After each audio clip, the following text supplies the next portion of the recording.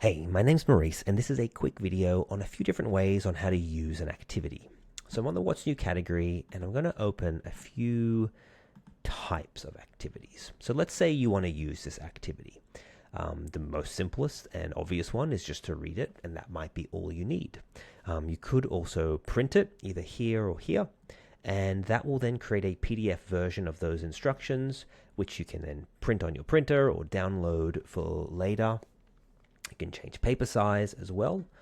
But maybe you don't need it right now, so you can save it for later. And that'll actually save it to a tab on your account called Saved, and then you can easily find it later, which is similar to the History tab, which just shows you the last activities you have been looking at.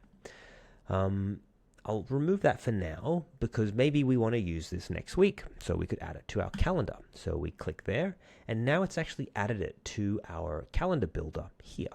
And we can toggle the content on and off just like that. So you could, look at the events, plan your events that way, and see what you've added to your own calendar as well. So that's another good option. But I'm going to remove that as well, because in this case, let's say we actually want to edit some of the information. So we're going to click copy and edit, and that's exactly what it's going to do. We now have our own copy, which is our private version of this activity here. And now the button is actually blue, and it shows us that we can click here to view our copy, which will take us back here. This has copied the categories that were part of that activity and anything else to do with it, like in this case, the instructions. So now what you could do is maybe you don't need that introduction text and you want to add your own instructions.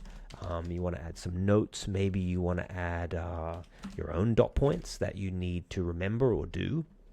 And as you're editing this, well, now you can print it and it will have all of that there for you. And you can also then save and add this version of an activity to your calendar rather than the original that's posted on the site.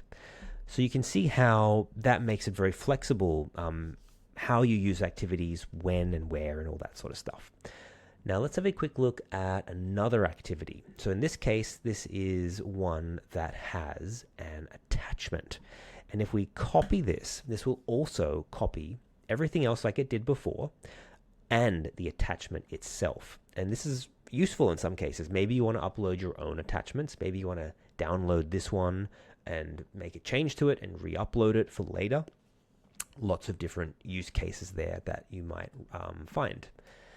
And let's do one more, because this is a quiz, and that's part of our game system. And our game system lets you play activities, in this case as a slideshow, but there's bingo and word search and crosswords, and they all have different ways to play it.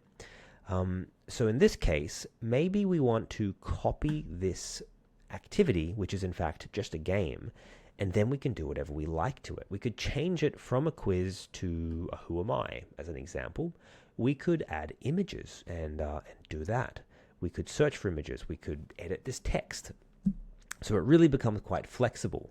And of course, we'll cover this in a separate video, but we can always submit any activity we have created or edited, as long as it's useful and it's something we could share with all the other members. So I hope that's helpful, and I hope that gives you some ideas on different ways to use activities. Thank you.